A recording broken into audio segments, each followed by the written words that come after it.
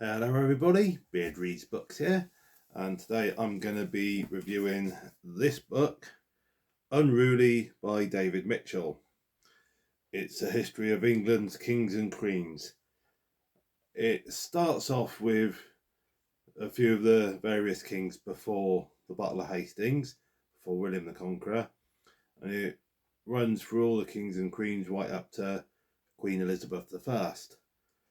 And sort of each king and queen gets a little bit of a chapter dedicated to them. And I must admit, it was quite a good little read. I wasn't sure what to make of it when my wife got it for me as was it a birthday present or a Christmas present? Birthday present. Yeah, it was a present from my wife. And I mean, I know David Mitchell quite well as a comedian. Well, I don't know him personally, I should add, but I know him as being a comedian. So when I saw that he'd written this book on kings and queens, I thought, a comedian writing a bit of a history book, how's that going to play out? So I wasn't quite 100% sure what to make of it to begin with, but I was impressed with the way he's written it. It's very light-hearted, easy to read book, and it's a good way of people introducing themselves to the various kings of queens and that. And of course, there's periods in time where sort of the royal family tree is a bit muddled, for want of a better way of putting it.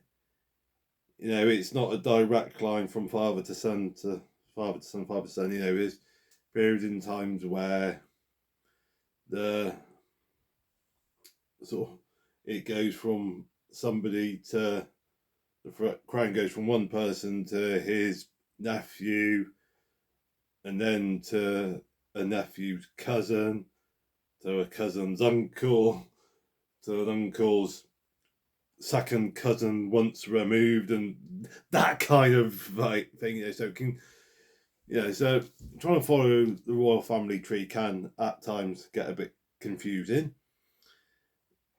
and not always easy to follow. But reading through this book, through David Mitchell's book, he did a good job, I thought, of keeping it pretty easy to follow, sort of the whole family tree thing and that. There was a couple of little points I didn't like too much about the book. There were some parts where David Mitchell went off on a bit of a tangent that, for me personally, felt like an unnecessary tangent. You know, I was kind of thinking, that could have done with not necessarily being in there, that tangent, you know. So I just personally felt some of the tangents could have been edited out and the book wouldn't have suffered because of it. And also, another little niggle of mine is there's quite a few swear words in the book. Some of the swear words, yeah, they're sort of like, I think they're, what's the word I'm looking for? They're kind of, I've forgotten the word I was going to use it, but they feel necessary. They feel like they've got a point being there, if you know what I mean.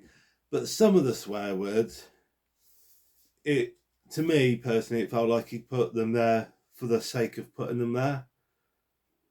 And yeah, for me personally, I'm not too keen on swearing for the sake of swearing, you know what I mean? So yeah, that was a little bit off putting, a little bit jarring. Yeah, so yeah, not too keen on that. But for the most part, it was a pretty good book. I really enjoyed it. Like I said, each chapter on each king and queen, it's not too long, it's not too heavy, so it's all easy to follow, and it's got quite a lot of kings and queens in it. Like I said, it starts with the pre-conquest kings, tripping over my words there, and runs all the way through to Queen Elizabeth I. So yeah, covers a big chunk of the sort of royal family lineage.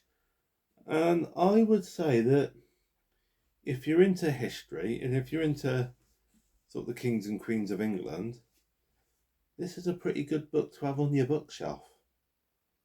So yes, even though there's a sort of couple of little bits about it that I personally found a bit distracting, I'm certainly happy that my wife got me this for a present. And I would say yes, you won't go too far wrong having this on your bookshelf. So there you go, guys. That's my little review on Unruly by David Mitchell. Hope you've enjoyed watching. Look forward to seeing you in the next video. And in the meantime, stay safe. Happy reading.